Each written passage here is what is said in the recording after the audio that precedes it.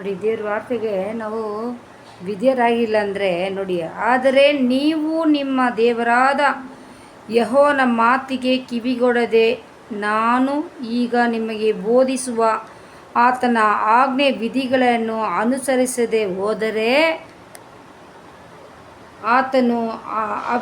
ಆತನ ಆಜ್ಞೆ ವಿಧಿಗಳನ್ನು ಅನುಸರಿಸದೆ ಹೋದರೆ ಈ ಅಶುಭಗಳು ನಿಮಗೆ ಪ್ರಾಪ್ತವಾಗುವುದು ಅಂತ ದೇವ್ರ ವಾರ್ತೆಯಲ್ಲಿ ಇರ್ತದೆ. ನೋಡಿದ್ರಾ, ನಿಮಗೆ ಊರಲ್ಲಿಯೂ ಅಡವಿಯಲ್ಲಿಯೂ ಅಶುಭ ಉಂಟಾಗುವುದು, ನಿಮ್ಮ ಪುಟ್ಟಿಗಳಿಗೂ ಕೊನವಿಗಳಿಗೂ ಅಶುಭವಾಗುವುದು, ನಿಮ್ಮ ಸಂತಾನ ವ್ಯವಸಾಯಗಳಿಗೂ ದನಕರಿಗಳಿಗೂ ಅಶುಭ ಉಂಟಾಗುವವು, ನೀವು ಕೆಲಸಕ್ಕೆ ಹೋಗುವಾಗಲೂ ಬರುವಾಗಲೂ ಅಶುಭ ಉಂಟಾಗುವುದು, ನೀವು ದುರ್ನಡತೆಯುಳ್ಳವರಾಗಿ ಯೆಹೋವನನ್ನು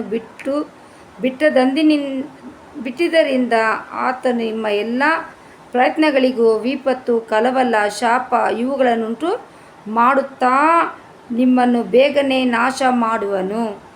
ವ್ಯಾಧಿಯು ನಿಮಗೆ ಹತ್ತಿಕೊಂಡು ಇರುವಂತೆ ಯೆಹೋವನು ಮಾಡಿ ನೀವು ಸ್ವಾಧೀನ ಮಾಡಿಕೊಳ್ಳುವುದಕ್ಕೆ ಹೋಗುವ ದೇಶದಲ್ಲಿ ನಿಮಗೆ ಒಬ್ಬರು ಉಳಿಯದಂತೆ ಮಾಡುವನು.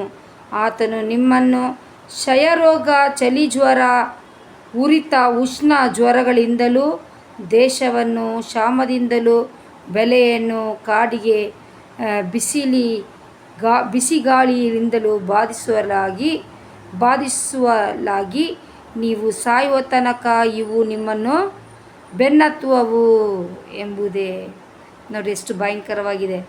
ದೇವರಲ್ಲಿ ನಾವು ಭಯಭಕ್ತಿಯಿಂದ ಇಲ್ಲ ಅಂದರೆ ಈ ಅಶುಭ ಕಾರ್ಯಗಳೆಲ್ಲ ನಮಗೆ ಬರುತ್ತಂತೆ. ಅದಕ್ಕೆ ಹೇಳ್ತಾ ಇದ್ದೀನಿ ನಾನು, ಭಯಭಕ್ತಿಯಿಂದ ಇರ್ರಿ ಅಂತ ದೇವ್ರ ವಾರ್ತೆಗಳು ನಾನು ಯಾವಾಗವಾಗ ಹೇಳೋದು.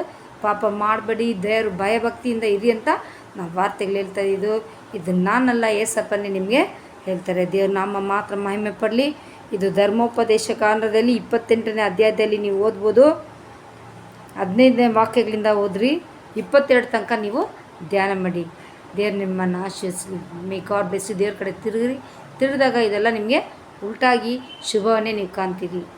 ದೇವ್ರು ನಿಮ್ಮನ್ನು ಆಶೀರ್ವದಿಸಿ. ದೇವ್ರ ವಾರ್ತೆಗಳಿಗೆ ಭಯಬಿಡಿ. ಮನುಷ್ಯನಿಗೋಸ್ಕರ ಓಡಾಡಬೇಡಿ, ದೇವ್ರಿಗೋಸ್ಕರ ಓಡಾಡಿ. ದೇವ್ರನ್ನ ಹುಡುಕ್ರಿ, ಲೋಕನ ಹುಡುಕಬೇಡಿ. ಲೋಕ ಕೊಡುವಂಥ ಸಂಬಳ ಮರಣ.